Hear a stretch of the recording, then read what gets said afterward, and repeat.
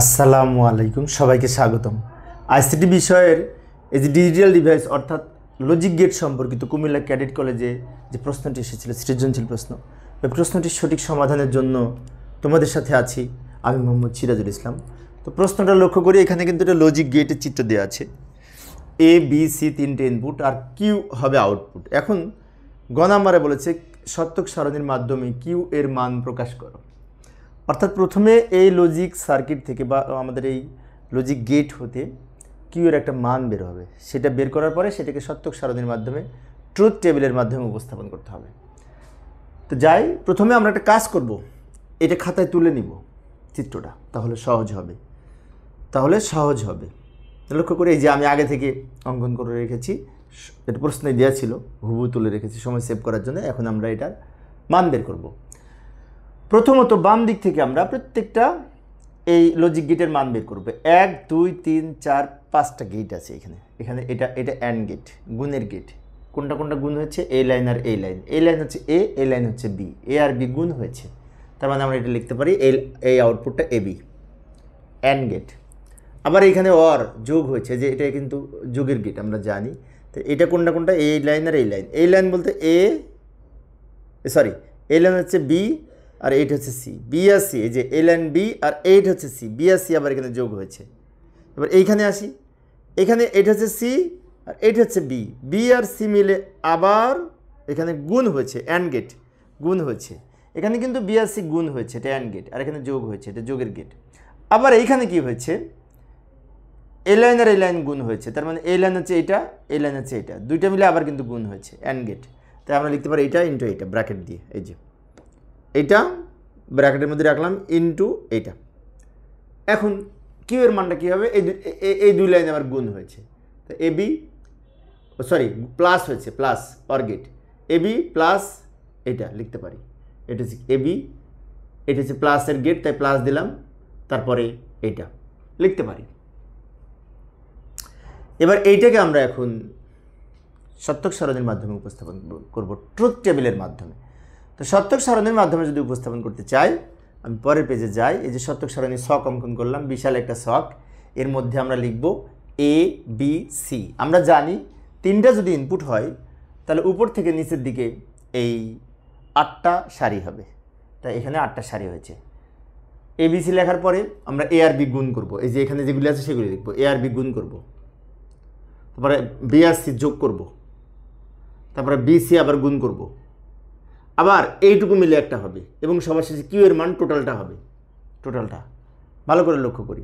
এইবার আমরা এখানে মান লিখব, ইনপুট 0 এবং 1-এর বিন্যাস যথাক্রমে এই 0-এর বাইনারি, 1-এর বাইনারি, 2-এর বাইনারি, 3-এর বাইনারি, 4-এর বাইনারি, 5-এর বাইনারি, 6-এর বাইনারি, 7-এর বাইনারি, 0 থেকে 7 পর্যন্ত বাইনারি মান লিখলাম, এবং এই বাম দিকের এগুলো 0 দ্বারা পূর্ণ করে দিলাম।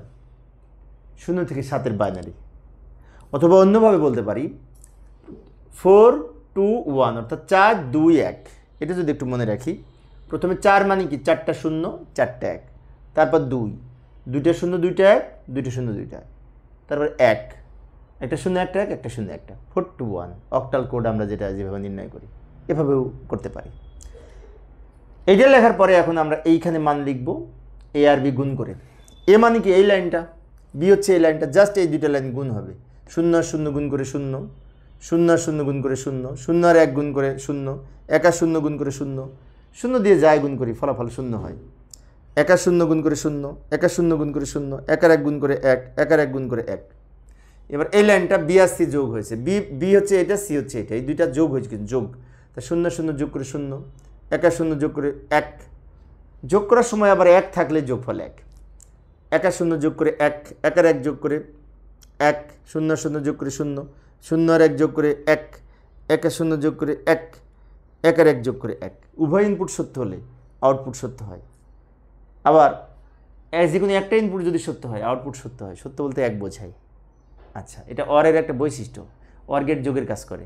আবার এখানে বি আর সি গুণ হয়েছে, তার মানে এই দুই লাইন গুণ হবে। বি আর সি গুণ মানে অ্যান্ডের কাজ করবে। 0 0 দুইটা ইনপুটই 0 হলে আউটপুট 0 হবে, অ্যান্ডের বৈশিষ্ট্য। 0 0 গুণ করে 0, 0 1 গুণ করে 0, 1 আর 0 গুণ করে 0, 1 আর 1 গুণ করে 1। উভয় ইনপুট সত্য হলে, সকল ইনপুট সত্য হলে আউটপুট সত্য হয়, অ্যান্ড গেটের বৈশিষ্ট্য। তাই না? 0 আর 0 গুণ করে 0, 1 আর 0 গুণ করে 0, 0 আর 1 গুণ করে 0, 1 আর 1 গুণ করে 1। আচ্ছা, এবারে এইটা কোনটা হবে? বি প্লাস সি মানে কি এইটা, বিসি এইটা, এই দুইটা মিলে গুণ হয়েছে। তাহলে এই 0 আর 0 গুণ করে 0, 1 আর 0 গুণ করে 0, 1 আর 0 গুণ করে এই 0, 1 আর 1 গুণ করে 1, 0 আর 0 গুণ করে 0, 1 আর 0 গুণ করে 0, গুণ হচ্ছে কিন্তু 1 আর 0 গুণ করে 0, 1 আর 1 গুণ করে 1। এবার সবার শেষে কিউ এর মান বের করব কিভাবে? কিউ এর মান হচ্ছে এইটা, মানে এইটা যোগ এইটা, এই দুই লাইন যোগ হবে, এইটা আর এইটা যোগ করে পাবো। এটা তো টোটালটা, আর এবি হচ্ছে এইটা।